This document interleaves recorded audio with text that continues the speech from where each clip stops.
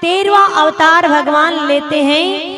मोहिनी अवतार समुद्र मंथन के समय लिया था, दैत्यों को मदिरा पान करवाया था और देवताओं को अमृत पान करवाया था। एक अवतार भगवान लेते नरसिंह अवतार, 15वां अवतार भगवान लेते हैं वामन अवतार, 16वां अवतार भगवान लेते हैं परशुराम जी के रूप में, 17वां अवतार भगवान लेते हैं वेद व्यास जी के रूप में। वेद व्यास जी भी भगवान का ही अवतार है। और 18वां अवतार भगवान लेते हैं मर्यादा पुरुषोत्तम श्री राम जी के रूप में। 19वां अवतार भगवान लेते हैं बलराम जी के रूप में। 20वां अवतार भगवान लेते हैं श्री कृष्ण अवतार।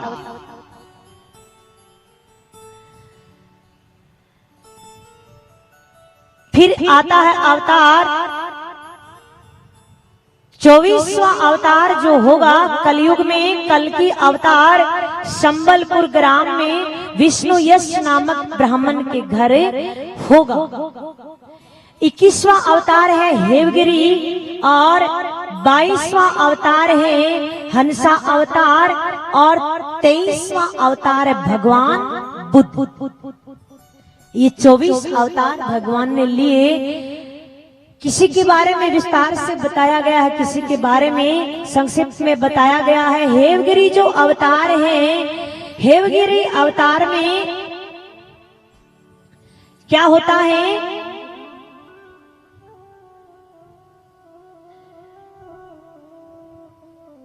अलग अलग वर्णन आता है, कहीं कुछ वर्णन आता है, कहीं कुछ वर्णन आता है। हेवगिरी एक दैत्य था और ब्रह्मा जी की पूजा करता है। ब्रह्मा जी प्रसन्न हो जाते हैं, आते हैं तो ब्रह्मा जी बोलते मांगिए, क्या मांगना है। हेवगिरी कहता है कि आप मुझे यही वरदान दीजिए कि मुझे मेरे जैसा कोई हेवगिरी मार ना सके, मेरे जैसा कोई मार ना सके, क्योंकि शरीर उसका मनुष्य का था, सर उसका घोड़े का। कहा तथास्तु। अब वो क्या करता है, पाप कर्म करने लग जाता है, तो उसको मारने के लिए भगवान हेवगिरी अवतार लेते हैं। एक अवतार है हंसा अवतार। हंसा अवतार में भगवान क्या करते हैं, ब्रह्मा जी चतुर्श्लोकी भागवत जी का उन्हें ज्ञान करवाते हैं। इस प्रकार से 24 अवतार पूरे हुए।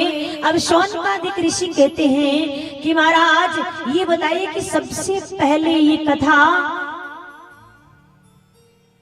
की शुरुआत कैसे हुई। ये जो कथा आप हमें सुना रहे हैं, इसकी शुरुआत कहां से हुई। तो कहते हैं कि एक बार वेद व्यास जी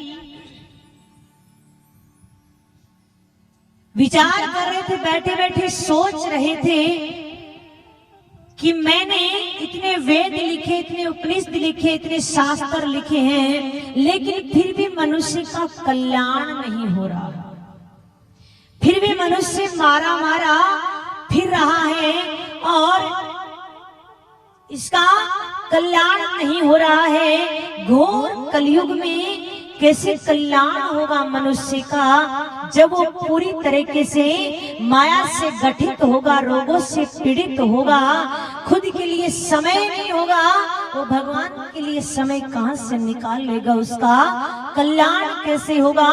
और मानो ऐसा लग रहा है कि मेरे से कुछ छूट गया है, कुछ लिखना रह गया है। इतना विचार करते करते क्या करते हैं, वो रोने लग जाते हैं।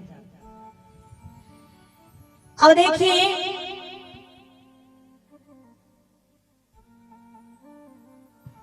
जब कोई संत रोता है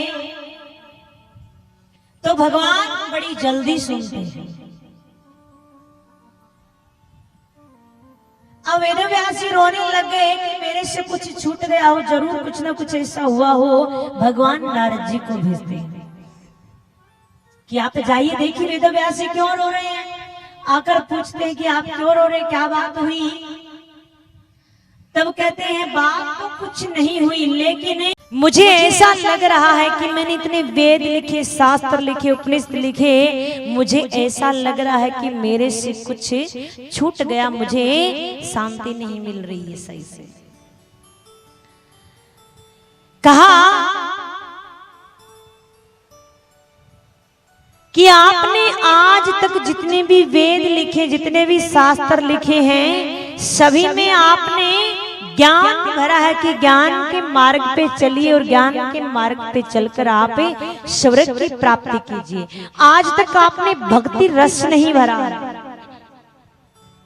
आपने भक्ति रस नहीं भरा है। आप भक्ति रस भरिए, आप भगवान की लीला जो है उनका वर्णन कीजिए, क्योंकि कलयुग में ज्ञान की बातें सुनने वाले कम हो गए और धर्म के रास्ते पर चलने वाले बहुत ज्यादा होंगे। आप देखते भी होंगे, आप किसी को एक बात ज्ञान की बताते हैं, अगला 4 बताता है सामने से कि महाराज हमें तो इतना नहीं, इतना नहीं, इतना मालूम है। कहने का मतलब है कलयुग में ज्ञानी बहुत होंगे और आप देख भी रहे होंगे, और धर्म के रास्ते पर चलने वाले अधिक होंगे। तो कलयुग में धर्म के कार्य ज्यादा हो रहे हैं, ज्ञान के मार्ग पे कोई चलना pसंद नहीं करता है। आप भक्ति रस भरिए। कहा महाराज मुझे क्या करना चाहिए? बोला आप भगवान की लीलाओं का वर्णन कीजिए, भगवान ने क्या किया था, कैसे किया था, क्यों किया था, आप उनका वर्णन कीजिए। अब वेद व्यास जी क्या करते हैं? लिखना आरंभ कर देते हैं।